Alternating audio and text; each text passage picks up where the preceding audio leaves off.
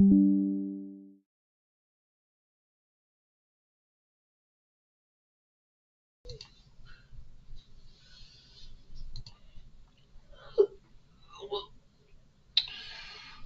morning, everybody. It is Friday. Thank God, Friday. I'm trying to do this from home, and I'm having some issues and problems. But it is Friday, and God is in control, and so I am thankful for this morning. I'm thankful for today. I'm looking forward to what God has for us. But as I was sitting here trying to get everything done and put together, and trying to get it to work, it was quiet. It was just so quiet. One of the reasons I like working at the church. Sometimes it's quiet there. Here at the house, got Michael, and then I got Sheila, and then cats, and everything outside, and not saying that's noisy, but there's distractions, and what I've discovered is I work better when I don't have a lot of distractions. Now, that's just me, but I'm thankful for the quiet times. I work where I work. There's a lot of young people. There's a lot of other people, and there seems to be this need for this constant movement.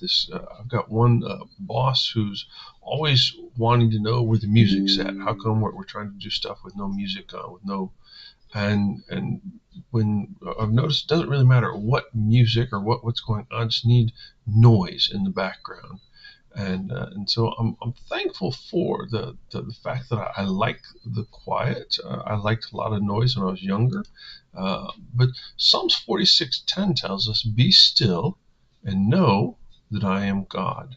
And so I'm thankful for those times when I've got that quiet time, so I can stop and I can listen. And sometimes, instead of running around and trying to fix problems myself, instead of trying to do it myself or figure it all out, I just stop and I let the Lord talk to me. And sometimes I think that's our problem is we're so busy trying to shut His voice out. We need the noise, we need the busyness, we need everything going on.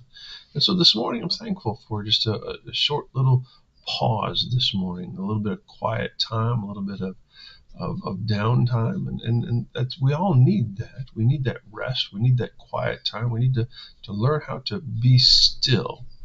And so this morning, I'm thankful for the time that God has given me. We don't always get all of it. We don't get as much as we want or need, but I'm thankful for what God does give me. And so this morning, I urge you, take a few minutes, be still, and know who God is. Listen to His voice. Elijah ran off into the desert, and it was once he finally stopped moving that he finally heard God's voice. God took him to the cave, and he heard God's saw the storm and the fire and the floods and all of that go past. And it wasn't until all of that had passed, all the noise and the busyness had gone away, that he was able to hear the still small voice of God. And so I urge you today, take a few minutes, stop and listen for God's voice. Even if it's just in your car before going to work, ask God, help me as I go into work, or before coming home, Lord, help me to hear your voice, or wherever it is you're at, just take a few minutes and stop and listen for God's voice. I hope you have a great Friday. Please continue to pray for our Valentine's services. Excited about that. Looking forward to our banquet tomorrow night. We have had some sickness in the church. And so please be in prayer for that. But looking forward to all that God does. Hope you'll have a great Friday.